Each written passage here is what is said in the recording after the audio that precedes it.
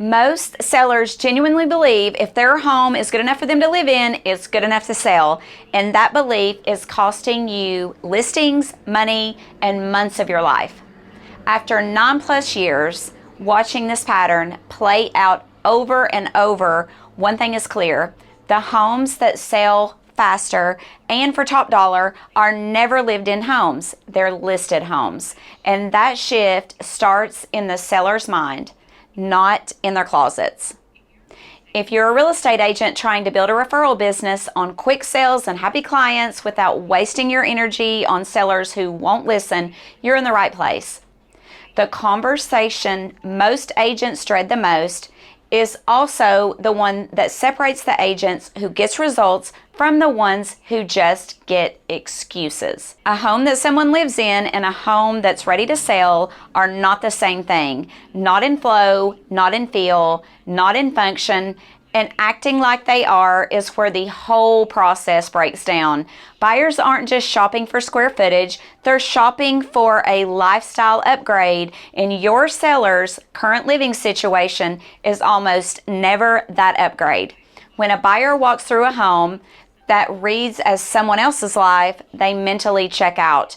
They can't picture their life there because your seller's life is in the way.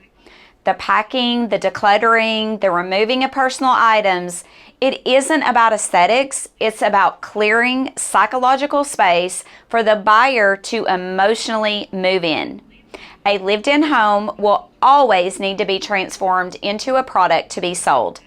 And that transformation never starts with furniture, it starts with a conversation. But here's the part most agents skip entirely, and skipping it is why the rest of the process gets harder, not easier. You cannot ask a seller to physically prepare a home they have not mentally let go of yet. That's not a home prep problem, that's a psychology problem, and it's yours to solve. Before a buyer can emotionally connect to a home, the seller has to emotionally disconnect from it.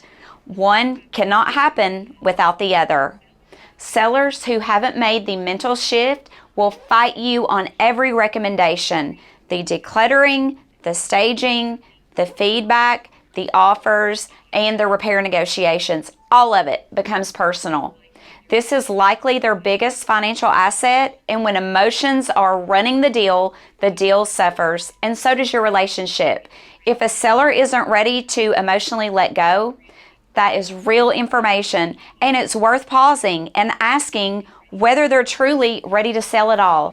The seller who disconnects early moves faster, accepts feedback better, and closes with bigger checks, not because they cared less, but because they started focusing on the outcome instead of the object. This is also where the toughest conversations in the listing process lives. And if you want a guide to exactly how to handle the 5 conversations that agents dread the most, I put it all together for you. Pause the video and grab it now, or find the link in the description when we're done. Once that mindset shift clicks, something changes. And the seller who is fighting you becomes the seller who's asking what's next. I had a seller who absolutely refused to pack up their family photos. We are talking a wall full of them, and what happened next is exactly what this whole reframe is built for. Instead of going in circles about it, I asked them one direct question. Are you prepared to accept a lower offer and sit on the market longer in order to keep your personal items out? Because that is the actual cost. Not hypothetically and not maybe, that is the trade-off sitting right in front of them.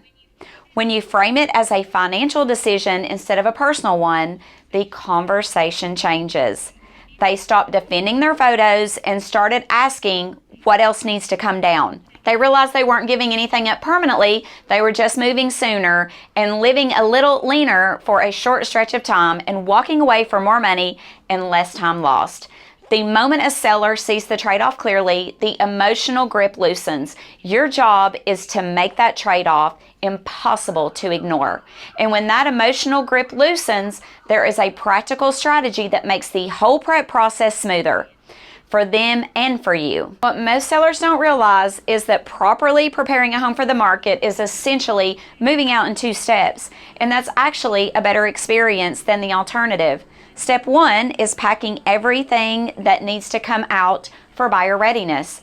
Personal items, excess furniture, anything that makes the home feel occupied.